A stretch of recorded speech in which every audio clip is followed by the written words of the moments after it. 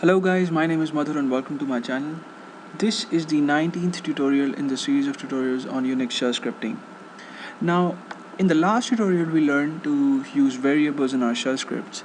Now, what we're going to do in this tutorial is we're going to experiment with variables in the terminal. We're not going to use a shell script for that. I'm just going to show you guys how you can play with your variables, and I particularly want to stress on the fact that variables can hold different kinds of values, and you don't have to mention the kind of values that they can hold in your shell scripts at all.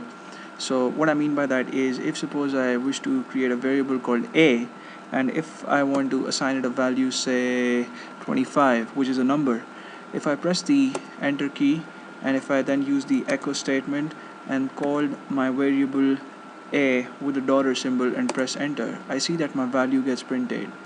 Now, if suppose I wish to change the value of a from 25 to a string, then I can do that, and I don't have to remove my variable and then create it again. To do that, I can simply change the value by assigning it a new value like hey, what's up? And of course the string has to go inside double quotes, and when I press the enter key and echo my variable again, then I see the new value. And what basically happens is, when you create a variable and when you assign it a value, even if you use numbers in your value, the shell stores the variable as a string, and if you want the shell to use the numeric value that the variable holds, then you have to tell it in advance. And when we check out commands like expr or bc for mathematical expression evaluation, at that time we'll see how that's done. But for the time being, just remember that if you want to change the value of your variable, then you can simply assign it the way you assign it the first time. So that was it. And now, as in the last tutorial, we're going to create a script file and we're going to do something with it. And this file is, let me first save it so that I get syntax highlighting. I'll call it ss4.sh. Now save it in my home directory. And there you go. And this file takes a file name as an argument and renames it. Yeah, so that's what we're gonna do. We're gonna create a shell script that takes a file name as an argument and renames it, right? And the first thing that we're gonna do in this file is we're gonna use the mv command, because that is the command that is used to rename files. And then we're going to use positional parameters. Now, what are positional parameters? Positional parameters are basically system variables that hold the values that we provide at the time of running a shell script. That is, when you type in your sh command and then you type in the file name, the script that you are executing, anything that would follow the script name would be the arguments to the script, and they would be stored in system variables. And well, you'll get a hang of it in just a moment.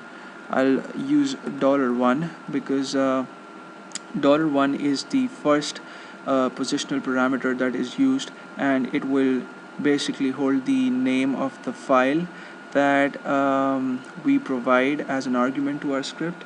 And then we'll ask the user to provide us the alternate name, and that can be stored in $2. And then we'll basically display our second file using cat. So that's what we're gonna do in this script. And before we execute it, let me first create a script file, a regular text file, and I'll call it test. And I'll just put in some text in it like this is a test file, and I see where it is in my home folder. It's right there, and it'll soon be renamed. And I'll execute my script file ss4.sh, and I'll provide the name test as the first argument, and the second argument will be the new name, and this will be stored in $1, and the shell will use $1 as test. and whatever will follow will be stored in $2. So wait a second, let me first execute it and show it to you guys. And I'll call this file output, and when I press the enter key, I see that I get the output of my test file. But when I run ls, I see that I no longer have my test file in my home directory, but I have a file called output. So my file has been successfully renamed. Now if suppose I do not want to provide the second file name in my as an argument, but if suppose I want to ask the user to provide the second file name to me while the script is executing, then that's also possible. Provide a file name, and then I'll read it,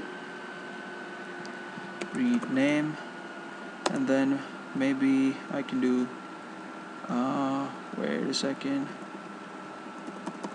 mv can go from here, we can place mv here, mv $1 space $name, and then cat $name. I can save this file. Let me first clear my terminal so that we don't get confused with the output, and I don't have to provide output as a file name this time.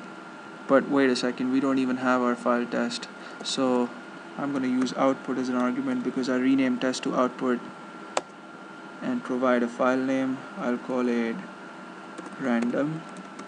When I press the enter key, I see the output of random, and when I run ls, I see that I no longer have output but I have random as a file.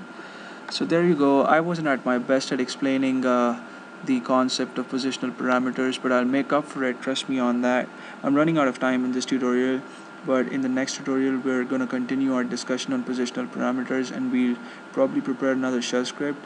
So thank you so much for watching this tutorial, and I'll see you guys in the next one, and please subscribe to my channel.